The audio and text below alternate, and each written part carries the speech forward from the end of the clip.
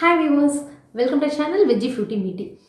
நம்ம சேனல் இப்போ தான் நீங்கள் ஃபர்ஸ்ட் டைம் பார்க்குறதா இருந்தால் நம்ம சேனலில் சப்ஸ்கிரைப் பண்ணிடுங்க. நம்ம சேனலில் குக்கிங், கிராஃப்ட், ட்ராவல், அப்புறம் ஹெல்த் வீடியோ வந்து நம்ம ஹெல்த் நம்ம கையில் அப்படிங்கிற டாப்பிக்கில் வந்து நான் எபிசோடாக போட்டுட்ருக்கேன்.